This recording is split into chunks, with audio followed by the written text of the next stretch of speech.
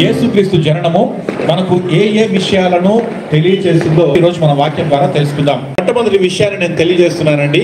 యేసుక్రీస్తు జననము దేవుడికి మనుషుల పట్ల ఉన్న ఆసక్తిని మనకు తెలియజేస్తుంది.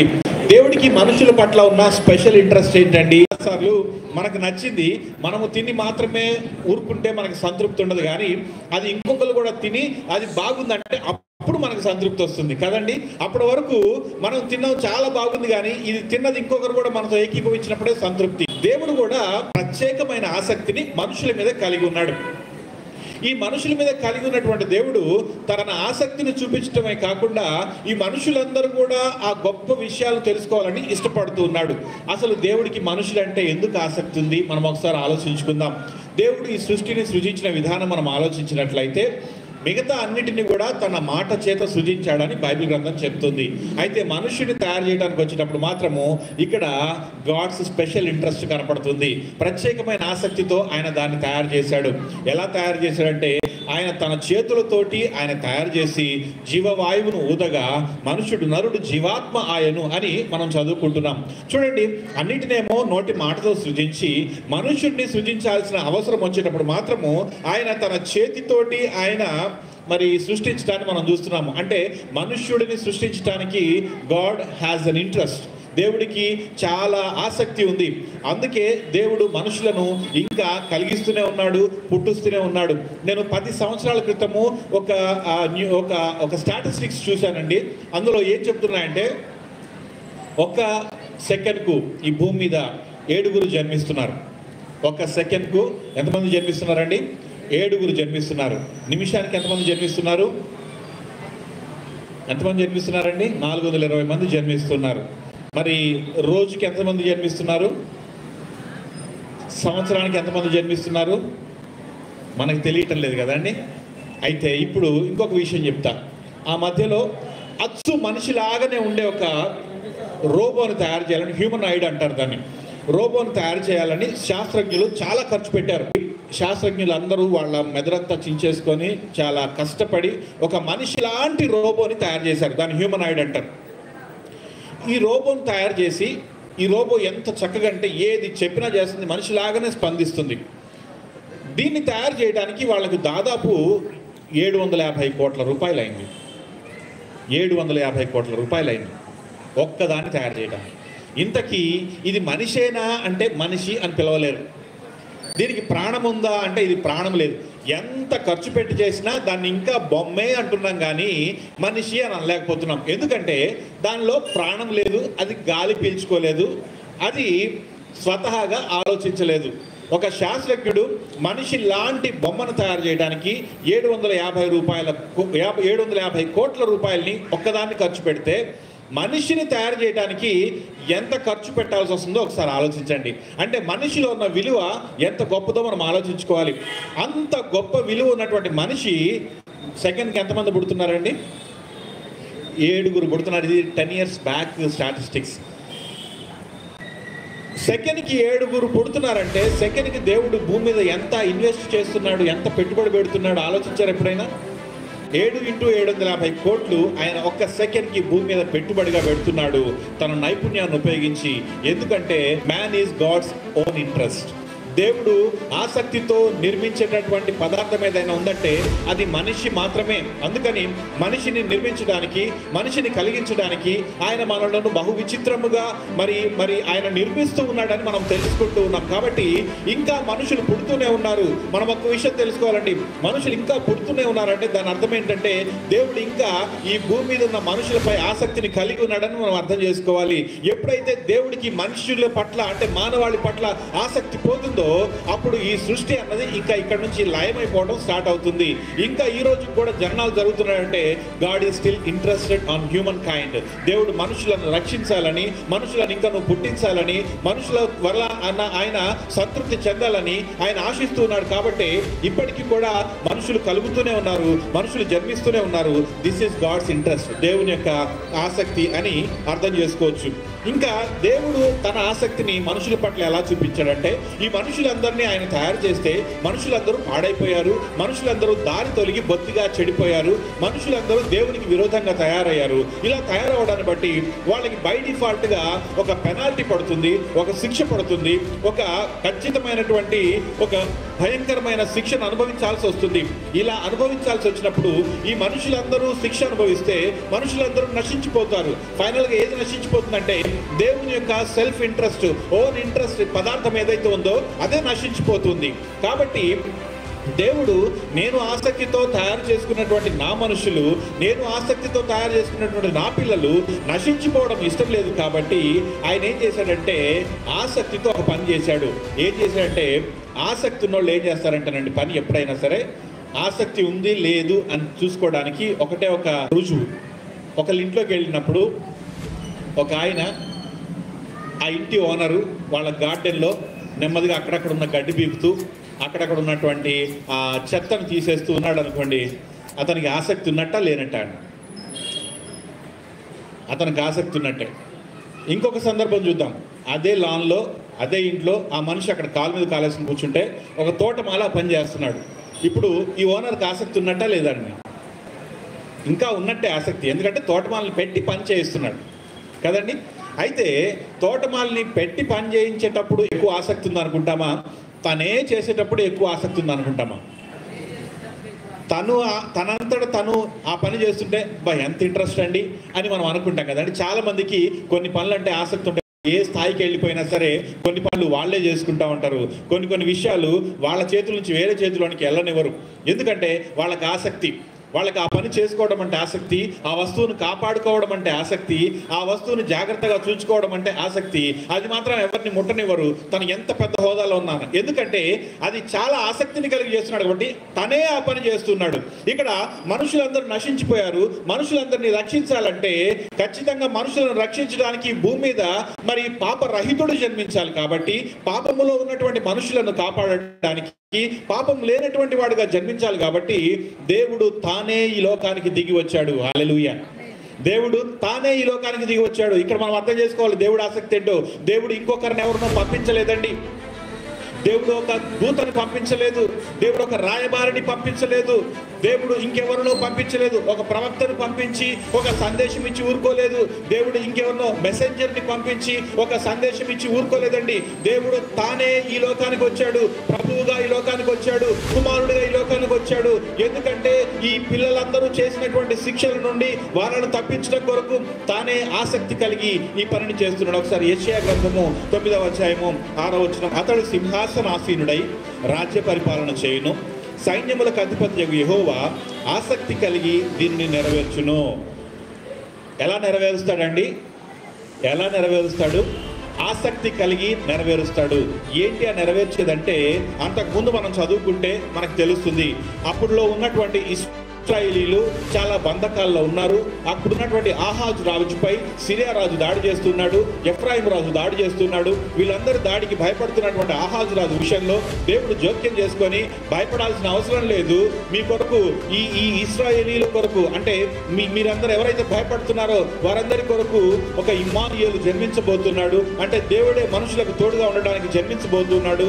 ఆయన ఆశ్చర్యకరుడు, ఆలోచనకర్త, బలవంతుడగు దేవుడు, నిత్యుడగు తండ్రి, సమాధానకర్త యొక్క అధిపతి అని ఆయనకు పేరు పెట్టబడును అని చెప్పి ఇదంతా కూడా ఎవరు చేస్తున్నారంటే సైన్యములకు అధిపతి యొక్క యెహోవా తానే ఆసక్తి కలిగి దీనిని నెరవేరుస్తూ ఉన్నాడు. ఇది ఎవరి ఇంట్రెస్ట్ అంటే గాడ్స్ ఓన్ ఇంట్రెస్ట్. ఇది దేవుడు స్వయంగా తానే ఆసక్తిని కలిగి చేస్తున్నటువంటి కార్యం కనుక ఈ క్రిస్మస్ ఈ రోజుకి కూడా రోజు రోజుకి ప్రబలుతుంది. సంవత్సరానికి ప్రజలందరి ఆసక్తిని కూడా చూరగొంటుంది. ఎప్పుడు ఎవరు కూడా నమ్మనటువంటి వాళ్ళు, ఎప్పుడు చూడనటువంటి వాళ్ళు, ఎప్పుడు విననటువంటి వాళ్ళు అసలు క్రిస్మస్ అంటే ఏంటో తెలుసుకుందాము, ఈ క్రీస్తు ఎవరో తెలుసుకుందామని తండోపతండాలుగా రావడాన్ని మనం చూస్తున్నాము. ఎందుకంటే దేవుడు ఆసక్తి కలిగి దీనిని జరిగిస్తూ ఉన్నాడు. దేవుడు ఆసక్తి కలిగి ఈ కార్యాన్ని చేస్తూ ఉన్నాడు. యేసుక్రీస్తు జననము దేవుడి ఆసక్తిని ప్రతిబింబిస్తుంది. యేసుక్రీస్తు మన కొరకు ఈ లోకానికి దిగి రావడము దేవుని యొక్క ఆసక్తిని మనకి తెలియజేస్తుంది. కాబట్టి క్రిస్మస్ ఏంటంటే, Christmas is the expression of God's interest. దేవుడి యొక్క ఆసక్తి యొక్క వ్యక్తీకరణే క్రిస్మస్. దేవుడు తన ఆసక్తిని వెల్లడి చేశాడు. దేవుడు ఈ లోకంపై తన ప్రేమను వెల్లడి చేసినట్లుగానే దేవుడు తన యొక్క ఆసక్తిని ఈ లోకం మీదకి వెల్లడి చేశాడు. సైన్యములకు అధిపతియగు యెహోవా తానే ఆసక్తిని కలిగి కార్యాన్ని చేస్తున్నాడు. ఇక్కడ యెహోవా గురించి సైన్యములకు అధిపతి అని వ్రాయబడి ఉంది. దీన్ని యెహోవా షాబోత్ అని పిలుస్తారండి. షాబోత్ అంటే సైన్యములకు అధిపతి, లార్డ్ ఆఫ్ హోస్ట్ అంటారు. ఈ సైన్యములకు అధిపతి యెహోవా తానే ఆసక్తి కలిగి దీన్ని చేస్తున్నాడు. మరి ఇందాక మనం చెప్పుకున్నాం కదండి, నిజమైన ఆసక్తి ఉన్నోళ్ళు ఎలా చేస్తారు అని చెప్పాం. నిజమైన ఆసక్తి ఉన్నోళ్ళు ఎవరు చేస్తారండి? వాళ్ళే ఆ పని చేస్తారు, ఇంకొకరితో చేయించరు. కాబట్టి మనం కొత్త నిబంధనలు చూసుకున్నట్లయితే యేసుక్రీస్తు ప్రభువుల వారిని ఒకానొక సందర్భంలో మరి ఆయన మీద ఒత్తిడి తెచ్చేసి వీళ్ళందరూ కూడా మూకుమ్మడిగా వచ్చినప్పుడు శిష్యులు వాళ్ళే ఫైట్ చేద్దాం అనుకుంటే యేసుక్రీస్తు ప్రభువుల వారు ఏమంటారు తెలుసా? నేను వేడుకుంటే 12 సేనా వ్యూహముల కంటే ఎక్కువ మంది దేవదూతలు దిగి రావనుకున్నావా? దేవుడు పంపించడం అనుకున్నావా అన్నాడు. ఎవరు వేడుకుంటే అండి? యేసయ్య చెప్తే ఎంతమంది? ఒక్క సేనా వ్యూహము 6000 మంది యోధులట, అంటే దేవదూతలు. మనిషి యోధుడైతేనే మనం నిలవలేం. దేవదూత యోధుడైతే ఎంత పవర్ఫుల్ ఉంటుందో మీరు చూడండి. అట్లాంటిది 6000 మంది ఒక్క వ్యూహము. యేసుక్రీస్తు ఒకవేళ ఆయన రమ్మంటే 12 సేనా వ్యూహాల కంటే ఎక్కువ దేవదూతలు వస్తాయి అన్న విషయం మీకు తెలీదా అంటున్నాడు. ఇక్కడ దేవదూతల మీద అధికారాన్ని ఎవరు కనబరుస్తున్నారు? దేవదూతల మీద అధికారాన్ని ఎవరు కలిగి ఉన్నారు? సైన్యాలకి అధిపతిగా ఎవరు కనపడుతున్నారు? యేసుక్రీస్తు ప్రభువుల వారు కనపడుతున్నారు. పాత నిబంధన గ్రంథంలో యెహోవా షాబోతుగా ఉన్నటువంటి దేవుడు కొత్త నిబంధన గ్రంథంలో యేసుక్రీస్తుగా మన కొరకు వచ్చి ఆయనకు అధికారం ఉన్నను, ఆయన ఆ దేవదూతలను పిలిచే అధికారము, స్వతంత్రత, ఆ యొక్క గొప్ప ఆ శక్తి, బలము ఉన్నప్పటికీ సరే ఆయన ఏం చేస్తున్నాడంటే ఆ అధికారాన్ని ఉపయోగించుకోకుండా అదే షాబోతు దేవుడు, అదే యెహోవా షాబోతు దేవుడు యేసుక్రీస్తుగా దీన మనసుతో కనపడుతున్నాడు. అందుకనే యెహోవా సర్వ సైన్యాధ్యక్షుడైనటువంటి యెహోవా, సైన్యములకు అధిపతి యెహోవా ఆసక్తిని కలిగి దీనిని జరిగించుచున్నాడు. ఏ విధంగా మనం తెలుసుకోవచ్చు అంటే, అక్కడ ఏ యెహోవా అయితే తన ఆసక్తిని ఎక్స్ప్రెస్ చేశాడో అదే దేవుడు ఇక్కడ యేసుక్రీస్తు రూపములో సైన్యములకు అధిపతిగా మనకు కనిపిస్తున్నాడు. కానీ తన పవర్స్ను ఉపయోగించడం లేదు. అందరికి అర్థమవుతుందా అండి? హల్లెలూయా, దేవునికి స్తోత్రం కలుగును గాక. కాబట్టి తనే దిగి వచ్చాడు. ఈ దిగి వచ్చినటువంటి దేవుడు ఆయన ఆసక్తి ఏంటంటే ప్రజలను ప్రేమిస్తూ ఉన్నాడు. ప్రజల కోసమే వచ్చాడు కదా. ఇప్పుడే మనం తెలుసుకున్నాం కదండి, హ్యూమన్ కైండ్ అంటే మనుషులు అన్నవాళ్ళు దేవుని యొక్క ఆసక్తి, దేవుడికి బాగా ఇష్టం, ఇంట్రెస్ట్ ఆయనకి. ఇప్పుడు ఈ మనుషులు ఇంట్రెస్ట్, మనుషులంటే దేవుడికి ఇంట్రెస్ట్, కానీ మనుషులకు దేవుడు అంటే ఇంట్రెస్ట్ లేకుండా పోయింది. కానీ మనుషులంటే దేవుడికి ప్రేమ, ఆసక్తి. ఈ మనుషులకు చెప్పాడు, మీరు కంగారు పడొద్దు, మీ కొరకు విమోచకుడు వస్తాడు, మీరు తప్పకుండా విడిపింపబడతారు, మీకు మంచి రోజులు వస్తాయి, మీరు ఈ బానిసత్వంలో ఉండరు, మీరు ఈ దాస్యపు సంఖ్యలను కలిగి ఉండరు, ఈ శృంఖలాలు మీకు తెగిపోతాయి అని చెప్తే ఈ మనుషులు దేవుడిని లెక్క చేయటం లేదు, దేవుడి మాటను నమ్మడం లేదు, దేవుడు చెప్పేదాన్ని వీళ్ళు ఏమాత్రం కూడా విశ్వాసం ఉంచడం లేదు.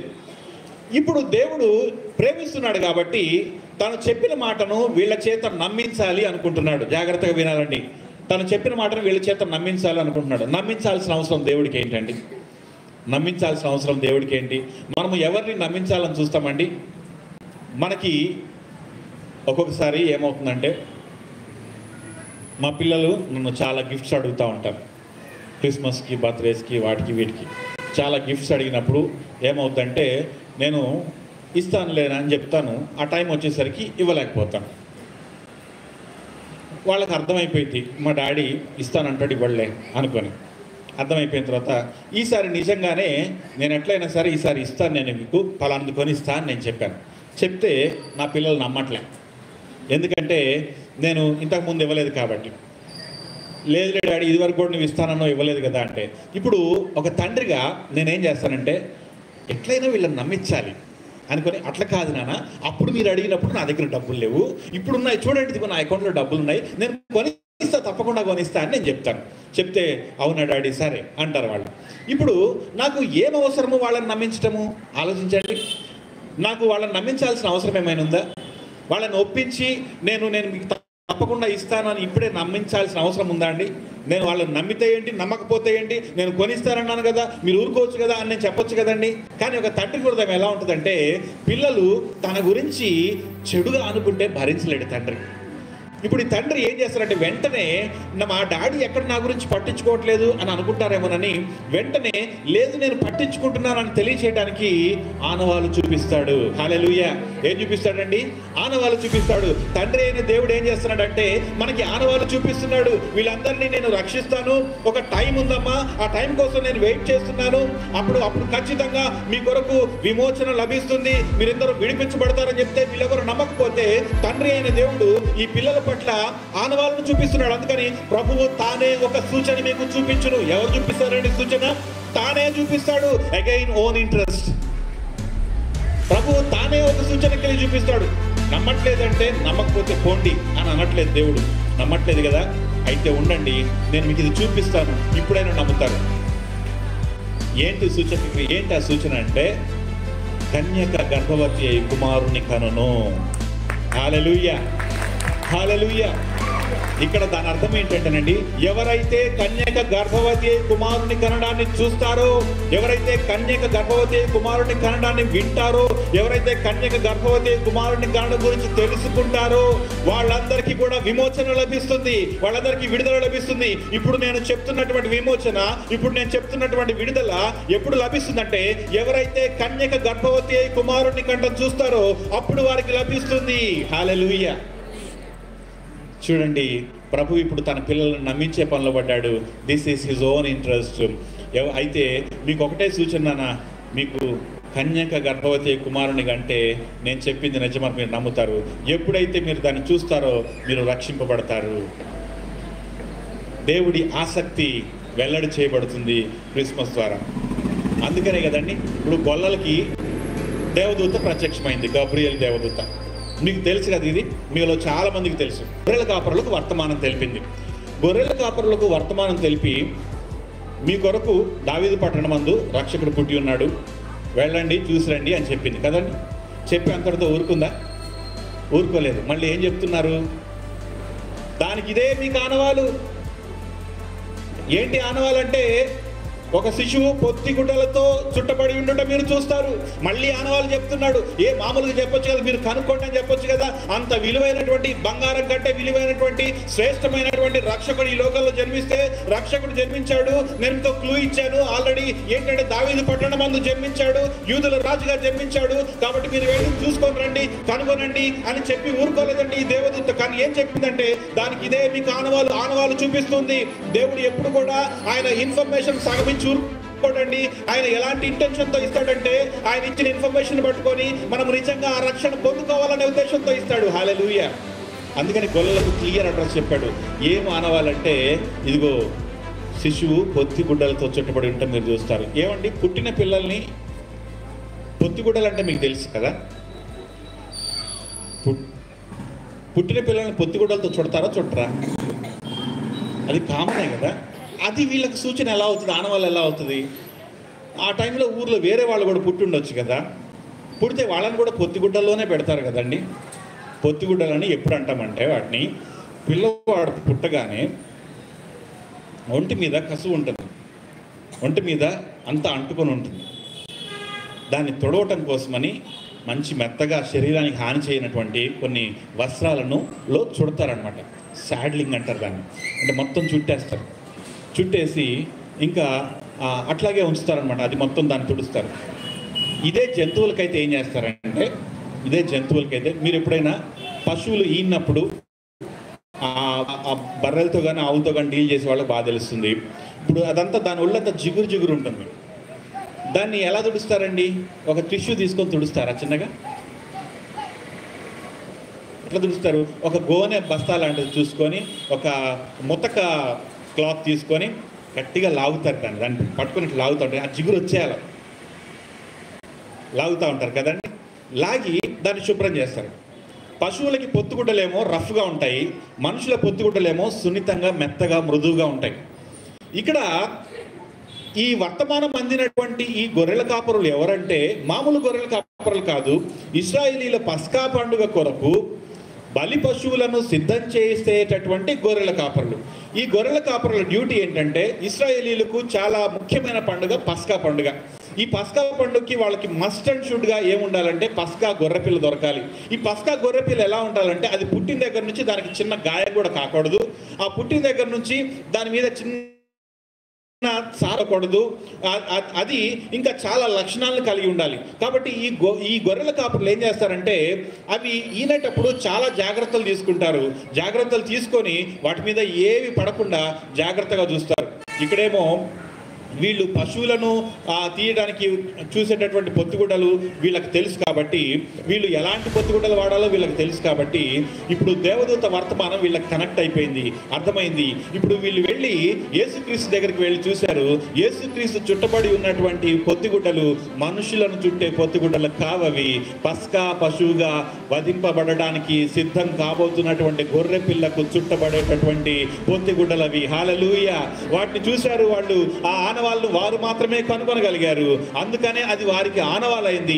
పోయి చూడగానే మనుషుడు మామూలు పొత్తిగుడ్డలతో చుట్టపడలేదు, కానీ గొర్రె పిల్లలను చుట్టేటటువంటి పొత్తిగుడ్డతో చుట్టబడి ఉన్నారు. అది చూడగానే వారికి అర్థమైంది, ఆహా, దేవదూత చెప్పినటువంటి రక్షకుడు ఇక్కడే ఉన్నాడు, దేవదూత చెప్పినటువంటి మహా సంతోషకరమైనటువంటి శుభవర్తమానము ఇక్కడే ఉంది. మేము కనుగొన్నాము, మేము రక్షకుడిని కనుగొన్నాము, మేము ఈ లోకానికి విమోచన అనుగ్రహించే విమోచన కర్తను మేము కనుగొన్నామని వారు ఊరూరా తిరుగుతూ ప్రచురం చేయగలిగారు. ఆనవాళ్ళు చూపించే దేవుడు he is interested to show you some signs. Christmas ఏంటి తెలుసా అండి? దేవుని యొక్క ఆసక్తిని వెల్లడిపరుస్తుంది. రెండవదిగా క్రిస్మస్ ఏం చేస్తుందంటే దేవుని ఇంటెన్షన్స్ని వెల్లడి చేస్తుంది, దేవుని ఆలోచనలను వెల్లడి చేస్తుంది. క్రిస్మస్ మొదటిగా దేవుని యొక్క ఆసక్తిని వెల్లడి చేస్తుంది. రెండవదిగా క్రిస్మస్ దేవుని యొక్క ఆలోచనలను, ఇంటెన్షన్స్ని వెల్లడి చేస్తుంది. ఇంట్రెస్ట్ అండ్ ఇంటెన్షన్స్, దేవుని ఉద్దేశాలు ఎలా ఉన్నాయో తెలుసా అండి? దేవుని ఉద్దేశాలు ఇందాక యోనథన్ గారు చెప్తూ ఏమన్నారంటే నశించిన దానిని వెదకి రక్షించుటకు మనుష్య కుమారుడు ఈ లోకానికి వచ్చాడు. దేవుని ఉద్దేశం ఏంటి తెలుసా అండి? నశించిన దాని కోసం వచ్చాడు ఆయన వచ్చిందే నశించిన దాన్ని వెదకి రక్షించడం కోసం. సాధారణంగా నశించిపోయిన దాన్ని మనం ఏం చేస్తాం తెలుసా? నశించిపోవడం అంటే ఏంటంటే పెరిష్ అయిపోవడం, అంటే అది నాశనం అయిపోవడం. నాశనం అయిపోయింది మనకు అవసరం ఉంటుందా? నాశనం అయిపోయింది, ఏదైనా విరిగిపోయింది, ఏదైనా ముక్కలైపోయింది, ఏదైనా పాడైపోయింది, అది మనకు అవసరం వస్తుందా అండి? అవసరం రాదు కదండి. అవసరము రాని దాన్ని ఎవరు వెతుకుతారు? దీన్ని వెతకరు. నశించిపోయిన దాన్ని ఎవరు వెతకరండి. పాడైపోయిన దాన్ని ఎవరు వెతకరు. విరిగిపోయిన దాన్ని ఎవరు వెతకరు. ఎవరైనా సరే బ్రాండ్ న్యూ కోసం చూస్తారు, ఎవరైనా సరే బాగా ఉన్న దాని కోసం చూస్తారు, ఎవరైనా శ్రేష్టమైన దాని కోసం వస్తారు, శ్రేష్టమైన దాన్ని వెతుకుతూ ఉంటారు. ఈరోజు చాలా మంది నిధుల కోసం అడవుల్లో పడి వెతుకుతూ ఉంటారు. ఏంటంటే మాకు శ్రేష్టమైన నిధి దొరుకుతుందేమో, బంగారం దొరుకుతుందేమోనని వాళ్ళు మొత్తం కలిపి గాలిస్తూ ఉంటారు. శ్రేష్టమైన వజ్రాల కోసం వెతుకుతూ ఉంటారు. కానీ ఎవరైనా పాడైపోయిన వాటిని కానీ, నశించిపోయిన వాటిని కానీ, పనికిరాని వాటిని కానీ వెతకడం మీరు చూసారా అండి? యేసుక్రీస్తు ఉద్దేశం వాజ్ క్రిస్టల్ క్లియర్. ఏంటంటే నశించిన దాన్ని వెదకి రక్షించడానికి ఆయన ఈ లోకానికి వచ్చాడు. అందుకనే ఆయన వచ్చిందే నశించిన దాన్ని వెతకడానికి. ఆయన ఉద్దేశం చాలా క్లియర్, ఆయన ఆలోచన చాలా క్లియర్. కాబట్టి ఆయన అదే పని మీద వచ్చాడు. కాబట్టి ఈ ఆయన్ని అంగీకరించకపోయినా ఆయన దాన్ని అంగీకరిస్తున్నాడు. మీరు చాలా జాగ్రత్త వినాలి. ఈ నశించిపోయిన మనుషులు ఆయన్ని అంగీకరించట్లే. ఆయన వచ్చిందేమో ఈ నశించిన వారిని వెదకి రక్షించడానికి. ఈ నశించిపోయిన మనుషులేమో ఆయన గుర్తుపట్టడం లేదు, ఆయన్ని అంగీకరించడం లేదు. అయినా సరే ఈ గొప్ప రారాజు, యూదులకు రాజుగా పుట్టినటువంటి ఈ లోకరక్షకుడు, సాక్షాత్తు దేవుడు, సృష్టికర్త అయినా సరే ఏమీ అనడం లేదు. అందుకనే ఆయనకు సత్రంలో కూడా స్థలం దొరకలేదు, పశువుల శాలలో జన్మించాల్సి వచ్చింది. ఆయన ఎవరినైతే రక్షించడానికి వచ్చాడో వారే ఆయనకి స్థలం ఇవ్వడం లేదు. ఆయన ఎవరినైతే కాపాడడానికి వచ్చాడో, ఎవరినైతే వెతికి రక్షించడానికి వచ్చాడో వాళ్ళు ఆయన్ని వెళ్ళగొడుతూ ఉంటే ఆయన సత్రంలో మళ్ళీ పశువుల శాలలో జన్మించాల్సి వచ్చింది. His intentions were very much clear. ఆయన ఆసక్తి గురించి తెలుసుకున్నాము. ఆయన ఆలోచన చాలా క్లియర్గా ఉంది. అందుకనే ఆయన ఏం చేస్తున్నాడంటే ఆయన మనల్ని రక్షించడానికే చూస్తున్నాడు. కానీ మనము రిజెక్ట్ చేసిన ఆయన వెంటనే మన దగ్గర నుంచి దూరంగా వెళ్ళిపోవడం లేదండి. మనల్ని వదిలిపెట్టేసి పోతే పో, నీకు నా అవసరం తర్వాత తెలుస్తుందిలే అని ఆయన వెళ్ళిపోవడం లేదు. ఆయన ఇంకా వేచి చూస్తూ ఉన్నాడు. ఆయన ఇంకా ప్రయత్నిస్తూనే ఉన్నాడు రక్షించడం కొరకు. మీరు ఎప్పుడైనా జంతువులను రక్షించే వాళ్ళని చూసారా? మీరు చిన్న చిన్న వీడియో క్లిప్స్ వస్తుంటాయి మన మొబైల్స్లో. నేను ఒక క్లిప్ చూశాను. అందులో ఒక కుక్క, ఒక స్ట్రీట్ డాగ్ ఒక మంచిగా వేగంగా ప్రవహిస్తున్నటువంటి నీళ్ళల్లో మధ్యలో ఇరుక్కుంది. అది చాలా కష్టము. అయితే ఇంకొంచెం అయితే ఆ నీళ్ళ వేగం పెరిగిపోద్ది, ఆ కుక్క కొట్టుకుపోద్ది. ఈలోగా ఆ డాగ్ సేవియర్ చూశాడనమాట. సేవియర్ ఆ డాగ్ని కాపాడేవాడు చూసి ఏం చేశాడంటే, తన దగ్గర ఏమీ లేవు, గ్లౌస్ కానీ ఏమి లేవు, దాని దగ్గరికి వెళ్ళి దాన్ని పట్టుకుందామని ట్రై చేస్తుంటే ఆ కుక్క భయపడుతుంది. కుక్క ఇతన్ని అంగీకరించడం లేదు. కుక్క అనుకుంటుంది ఇతను నన్ను ఏదో చేయడానికి వస్తున్నాడు అనుకుంటుంది. అనుకొని కుక్క అతన్ని కరవడానికి చూస్తుంది. కుక్క తన పళ్ళను చూపిస్తూ కరవడానికి రెడీగా ఉంది. అయితే ఈయన ఇంటెన్షన్ ఏంటంటే, ఈయన ఉద్దేశం ఏంటండి, దాన్ని రక్షించడానికి వచ్చాడు. రక్షించడానికి వస్తే కుక్క ఏమనుకుంటుందంటే, ఈయన నన్ను ఏదో చేయడానికి వచ్చాడు అనుకుంటుంది. ఈయన వద్దంటుంది, దగ్గరికి రాకని గుర్రమంటుంది కుక్క. అయితే ఈ వ్యక్తి ఏం చేస్తున్నాడంటే, గుర్రమంటున్నా సరే దాన్ని టేమ్ చేయడానికి ట్రై చేస్తున్నాడు, దాన్ని మంచిగా చేసుకోవడానికి ట్రై చేస్తున్నాడు. నెమ్మదిగా దాని హెడ్ మీద చేస్తుంటే అది గుర్రమని ఇక్కడ కొరికేస్తుంది. కొరుకుతుంటే ఈయన ఏం చేయాలండి? సాధారణంగా ఈయన మనిషి, అది కుక్క. జాగ్రత్త వినండి, ఈయన మనిషి, అది కుక్క. ఈయన ఏం చేయాలి? పో, నువ్వు నన్ను గరుస్తావా, నేను నిన్ను కాపాడుతావని వస్తే ఆయన వెళ్ళిపోవాలి. కానీ ఈయన వెళ్ళట్లే. ఎందుకంటే ఈయనకు ఒక స్పష్టమైన ఇంటెన్షన్ ఉంది, స్పష్టమైన ఆలోచన ఉంది. అది కరిచిన దాన్ని కాపాడి తీరాల్సిందే. హల్లెలూయా. అది కరిచిన దాన్ని కాపాడి తీరాల్సిందే. కాబట్టి ఈయనేంటంటే, అది కరుస్తుంది, కొరుకుతుంది, అయినా సరే దాన్ని జాగ్రత్తగా పట్టుకున్నాడు. దగ్గరకు తీసుకొని వచ్చి బయటకు తీసుకొచ్చి నించోబెట్టాడు. ఇప్పుడు ఇంకా అది గుర్రమంటూనే ఉంది. కానీ కొంతసేపటికి అర్థమైంది, ఈ మనిషి నన్ను నీళ్ళలో నుంచి బయటికి తీశాడు, ఇంకోటి నన్ను ఏం చేయట్లేదు, నా పక్కనే ఉన్నాడు, నన్ను పట్టుకునే ఉన్నాడు, నేను కరిచాను, అయినా సరే రివర్స్ అవ్వట్లేదంటే ఈయన నన్ను మంచోడే, ఈయన మంచోడిలాగా ఉన్నాడని అప్పుడు చిన్నగా తోకొప్పడం మొదలుపెట్టింది కుక్క. హల్లెలూయా. యేసుక్రీస్తు లోకానికి వచ్చాడు. దేనికి వచ్చాడంటే, నశించిన దానిని వెదకి రక్షించడానికి వచ్చాడు. అయితే ఈ నశించిపోయినటువంటి వాళ్ళు ఆయన అంగీకరించడం లేదు. మాకు యేసుక్రీస్తు వద్దు, మాకు ఈ అక్కర్లేదు,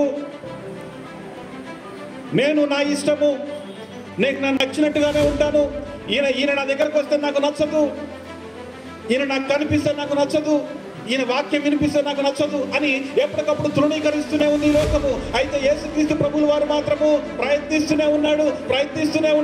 ఈ నశించిపోయినటువంటి ఈ మానవాళిని రక్షించడం కొరకు ఆయన ఇంకా ప్రయత్నిస్తూనే ఉన్నాడు. His intentions was very much clear. మనం ఆయన్ని గాయపరుస్తూనే ఉన్నాము, సిలువ వేస్తూనే ఉన్నాము, కానీ ఆయన మనల్ని కాపాడడానికి ప్రయత్నిస్తూనే ఉన్నాడు. ఎప్పుడైతే మనం ఆయన్ని రిజెక్ట్ చేయడం ఆపేసి నమ్మడం మొదలు పెడతామో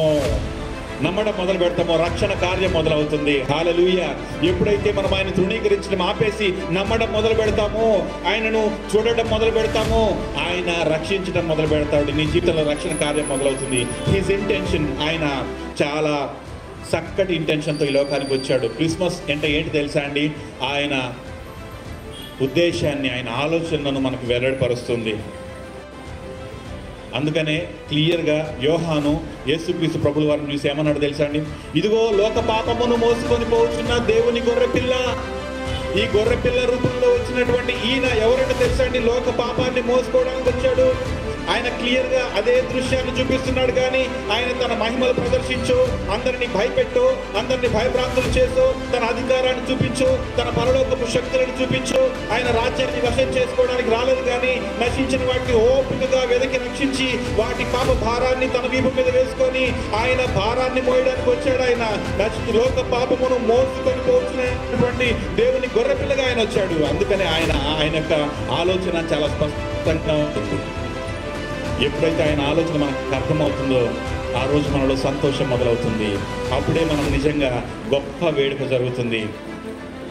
ఆ రోజు మనం నిజంగా మహా సంతోషకరము మన జీవితంలో మొదలవుతుంది. మూడవదిగా ఇంటర్వెన్షన్స్, దేవుని యొక్క ఆచరణలు. మొట్టమొదటిది క్రిస్మస్ దేవుని ఆసక్తిని వెల్లడిపరుస్తుంది. రెండవది క్రిస్మస్ దేవుని ఆలోచనలను వెల్లడిపరుస్తుంది.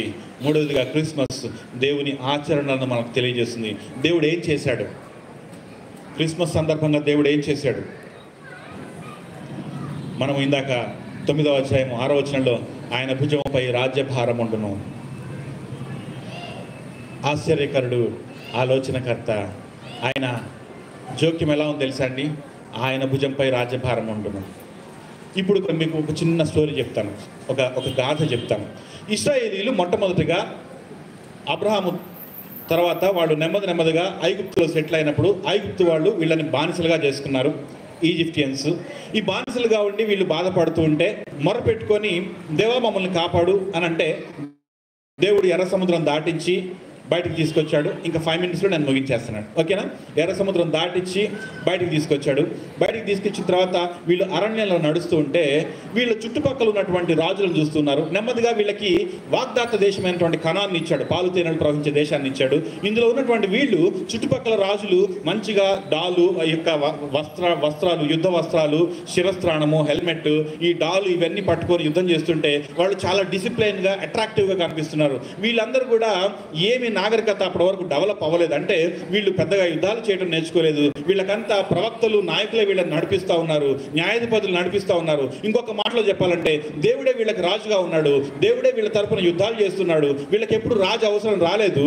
అయితే వీళ్ళు ఏం చేస్తున్నారంటేనండి, వాళ్ళందరినీ చూసి సమూయేలు దగ్గరకు వచ్చి, సమూయేలు వాళ్ళందరూ చూడు ఎంత చక్కగా యూనిఫామ్ వేసుకొని వాళ్ళ రాజు వెళ్తా ఉంటే రాజనకాలు నడుస్తున్నారు, రాజు ముందు నడుస్తున్నారు, ఆహాహా ఎంత వైభోగం అది, మన దేశంలో అలాంటివి లేవేంటి, మనం కూడా అట్లా చేద్దామండి, మాకు కూడా ఒక రాజుని ఇవ్వచ్చు కదా, మాకు కూడా ఒక రాజుని నియమించవచ్చు కదా అని అడిగారు. సమూయేలు ఏమన్నాడంటే, మీకు ఇప్పుడు ప్రస్తుతం రాజుగా ఉన్నది ఎవరో కాదు, అదృశ్యుడైనటువంటి దేవుడే, మీరు ఆ దేవుడిని కాదని మీరు మనుషుల్లో ఒకటి రాజుగా అడుగుతున్నారేంటి అని అడిగితే, లేదు మాకు రాజు కావాల్సిందే, వాళ్ళే బాగున్నారు, అట్లాగే కనపడుతుంది అంటే సమూయేలు ఒక మాట చెప్పాడు, నేను రాజుని నియమిస్తాను. కానీ రాజు ఏం చేస్తాడు తెలుసా? రాజు మిమ్ములను తన సెక్యూరిటీగా పెట్టుకుంటాడు. రాజుని ప్రజలు కాపాడతారా, ప్రజల్ని రాజు కాపాడతాడా అండి? అది మనమే క్వశ్చన్ చేసుకోవాలి. ఈ రాజు ప్రజల్ని కాపాడడానికి నియమించబడతాడు, కానీ ఈ రాజుకి పెద్ద సెక్యూరిటీ ఉంటుంది. ఈ రాజుని ఎవడు దాడి చేస్తాడని చాలామంది పెద్ద బలాఢ్యులు ఆయన చుట్టూ ఉంటారు. ఈ రాజు దగ్గర అందరూ పని చేయాలి. ఈ రాజు కోపం వస్తే శిక్ష వేస్తాడు. ఈ రాజుకి డబ్బు అవసరమైతే శిస్తులు వేస్తాడు, పన్నులు వేస్తాడు. ఈ రాజు అందరితో పనులు చేయించుకుంటాడు. ఈ రాజు అందరిని వెట్టి చాకరీ చేస్తాడు, తనకి ఇష్టం వచ్చినట్టుగా పరిపాలన చేస్తాడు. రాజు అంటే అలాగ ఉంటాడు బాబు. కాబట్టి మీకు రాజు అవసరమా నిజంగా ఒకసారి చెప్పండి మీరు అని అడిగితే ఇశ్రాయేలీలు మాకు రాజు కావాల్సిందే అన్నారు. అప్పుడు చేసేది లేక వాళ్ళకు ఒక రాజును నియమించాడు. మనుష్య రాజు ఏర్పాడయ్యాడు సౌలు రూపంలో. ఈ సౌలు నెమ్మదిగా తన పెత్తనాన్ని స్టార్ట్ చేశాడు. నెమ్మదిగా ఏమైందంటే రాచరికం అలవాటు అయిపోయింది. కొంతమంది రాజులు వీళ్ళని హింసించడం మొదలుపెట్టారు, కొంతమంది రాజులు వీళ్ళ భార్యలను చెరపట్టడం మొదలుపెట్టారు, కొంతమంది వీళ్ళని భయపెట్టడం మొదలుపెట్టారు. ఇప్పుడు వీళ్ళు దిక్కుతోచని స్థితిలో అయిపోయింది. బయట రాజులు వచ్చి వీళ్ళ రాజుల చేతగాని తనాన్ని బట్టి వీళ్ళని ఆక్రమించుకుంటున్నారు, వీళ్ళ మీద ఆధిపత్యం చెలాయిస్తున్నారు. వీళ్ళందరూ మొరపెట్టుకుంటున్నారు, మాకు ఇప్పుడు మనుషుల రాజులు మమ్మల్ని ఏం చేయలేకపోతున్నారు. ఒకప్పుడు దేవుడు రాజుగా ఉంటే మేము వద్దన్నాము, మనుషులు పెట్టుకున్నాము. ఇప్పుడు మనుషులుగా ఉన్నటువంటి రాజులు మమ్మల్ని శత్రువుల నుంచి కాపాడలేకపోతున్నారు, వారే మమ్మల్ని అడ్డంగా పెట్టుకుంటున్నారు. మమ్మల్ని చంపడానికి ఎవరైనా వస్తే మమ్మల్ని చంపేస్తున్నారు, కానీ రాజు తప్పించుకుంటున్నాడు, రాజు మా వెనకాల దాక్కుంటున్నాడు.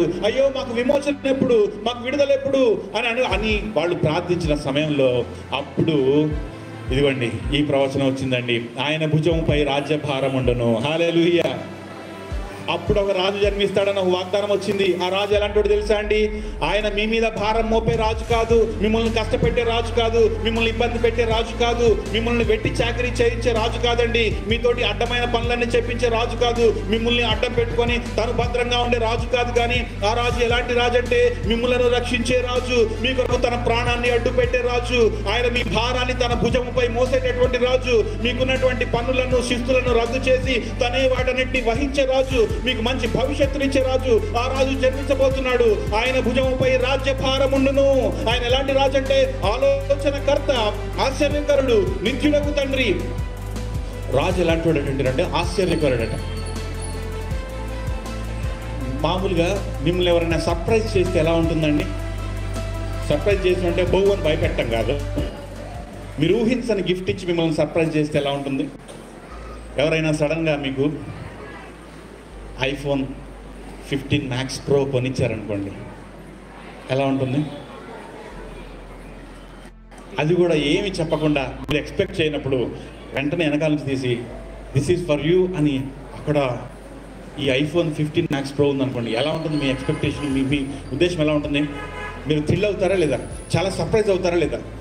అంటే అట్లా ఎవరు సర్ప్రైజ్ చేస్తారు మనల్ని అంత థ్రిల్ అయ్యేలా? మనల్ని అంటే బాగా ఇష్టం ఉన్న వాళ్ళే మనల్ని అట్లా సర్ప్రైజ్ చేస్తారు. మనము సంతోషిస్తే చూడాలి అనుకున్న వాళ్ళే అట్లా సర్ప్రైజ్ చేస్తారు, మనం ఎక్సైట్ అయితే చూడాలి అనుకున్న వాళ్ళే సర్ప్రైజ్ చేస్తారు కదండి. అయితే ఈ రాజుకు ఒక క్వాలిటీ ఉంది. ఈ రాజు ఏంటంటే ఆశ్చర్యకరుడు. హల్లెలూయా. ఈ రాజు ఏం చేస్తాడంటే మనల్ని సర్ప్రైజ్ చేస్తూ ఉంటాడు. మనం ఎప్పుడు ఊహించినటువంటి గిఫ్ట్స్ ఆయన మనకి ఇస్తూ ఉంటాడు. మనము కని విని ఎరుగునటువంటి గొప్ప సంగతులను చూడడానికి ఆయన ఓపెన్ చేస్తూ ఉంటాడు మన కొరకు. మనం అసలు ఊహించము, నేను ఇలా ఉంటానని, నేను అలా అవుతానని మనం ఊహించము. చిన్నప్పుడు ఎస్టీడీ బూత్లో ఫోన్ కనపడితే అది ఒక్కసారి తిప్పితే బాగుండు అని ఎదురు చూసామా లేదా మనం? చెప్పండి. విమానం పైన ఎగురుతుంటే అందులో ఎలా ఉంటుందో, అందులో ఎలా కూర్చుంటారో, అసలు మనం ఎప్పుడన్నా ఎక్కుతామా అని అనుకున్నామా లేదా అండి? అప్పట్లో మన ఊళ్ళకి అంబాసిడర్ కారులో ఎమ్మెల్యేలు మంత్రులు వస్తే ఆ కారు వెనకాల అది కనిపించేదాకా పరిగెత్తుకుంటూ వెళ్ళామా లేదా మనం? ఎవరైనా ఊహించారా మనం ఈరోజు అంతకంటే విలువైన కార్లలో తిరుగుతామని? ఎవరైనా ఊహించారా మనం పొద్దున్న లేస్తే విమానాలు ఎక్కుతామని? ఎవరైనా ఊహించారా వడివడిగా పరుగులెత్తే మెట్రో రైళ్ళు ఎక్కుతామని? ఒకప్పుడు అమెరికాలోనే చూసేవాళ్ళం, ఇప్పుడు మనకి అందుబాటులో వచ్చాయి. ఇది ఆశ్చర్యం కాదా? God is thrilling you because God is interested in you. ఎప్పుడైనా మనం అనుకున్నావా నేను ఇంత పెద్ద చదువుకుంటానని? ఎప్పుడైనా అనుకున్నావా నేను ఇంత హాయిగా ఉంటానని? మనం పుట్టిన ఏరియా, మనం పుట్టినటువంటి ఊరు వయసు ఉన్న వాళ్ళకి అర్థం కాకపోవచ్చు, కానీ 50+ ఉన్న వాళ్ళకి అర్థమవుతుందండి ఖచ్చితంగా. మనం పుట్టిన ఊరు, ఆ ప్రదేశాల్లో మనం ఉన్నటువంటి ఆ స్థితిని అప్పుడు కంపేర్ చేసుకుంటే ఇప్పుడు ఈ స్థితిలో ఉంటారని ఎవరైనా ఎక్స్పెక్ట్ చేశారా? God is still surprising you. ఎందుకంటే ఆయన ఆశ్చర్యకరుడు. ఆయన నిన్ను ఆశ్చర్యపరుస్తూ ఉన్నాడండి. హల్లెలూయా. ఒకవేళ మీరందరూ కూడా ఆయన ఆశ్చర్యపరుస్తున్నాడు అన్నట్లయితే గట్టిగా చప్పట్లు కొడదాం. హల్లెలూయా, హల్లెలూయా. ఆయన జోక్యం చేసుకుంటున్నాడు. ఎలా జోక్యం చేసుకుంటున్నాడంటే, ఎలాంటి ఆచరణ చేస్తున్నాడంటే మనలను ఆశ్చర్యపరుస్తూ ఉన్నాడు. ఆయన రాజ్యభారాన్ని మోస్తూ ఉన్నాడు. ఆయన ఇంటర్వెన్షన్స్ ఎలా ఉన్నాయి, ఆయన పద్ధతులు ఎలా ఉన్నాయి, ఆయన ఆచరణలు ఎలా ఉన్నాయి. ఆయనే భారాన్ని మోస్తున్నాడు. ఆయనే మనల్ని సర్ప్రైజ్ చేస్తున్నాడు. ఆయనే మనకు సమాధానాన్ని అనుగ్రహిస్తున్నాడు. అందుకనే ఆయన పేరు ఇమ్మానుయేలు, దేవుడు మనకు తోడు. హల్లెలూయా. ఇవన్నిటిని ఒక పేర్లో చెప్పాలంటే ఇమ్మానుయేలు, దేవుడు మనకు తోడు. పాత నిబంధన గ్రంథంలో అదృశ్య రూపిగా ఉన్నటువంటి దేవుడు కొత్త నిబంధన గ్రంథంలో తానే మనకు తోడుగా ఉండడానికి వచ్చినటువంటి శుభ తరుణమే ఈ క్రిస్మస్. ఈ క్రిస్మస్ ఈ రోజు మనందరము సెలబ్రేట్ చేసుకుంటూ దేవుని యొక్క ఆలోచనలను, దేవుని యొక్క ఆసక్తిని, దేవుని యొక్క ఆచరణలను మనం తెలుసుకుంటున్నాము. ఈ మూడింటిని తెలుసుకున్నటువంటి మనము ఈ రోజు మన హృదయంలోనికి యేసయ్యను ఆహ్వానించినట్లయితే నిజమైన క్రిస్మస్ వెలుగును మనం చూడగలుగుతాం. Christmas is an expression of God's interest. Christmas is an expression of God's intentions. Christmas is an expression of God's ఏం చెప్పండి? ఇంటర్వెన్షన్స్. మనం ఒక్కసారి కళ్ళు మూసుకుందాం, ఆయన వైపు చూద్దాం. సర్వశక్తి గల దేవుడు, ఒక్కసారి let us give a thought. ఒకసారి ఎట్లుంటుందో ఆలోచిద్దాం. ఇదంతా విన్నాం కదా, లెట్ మీ ట్రై వన్స్.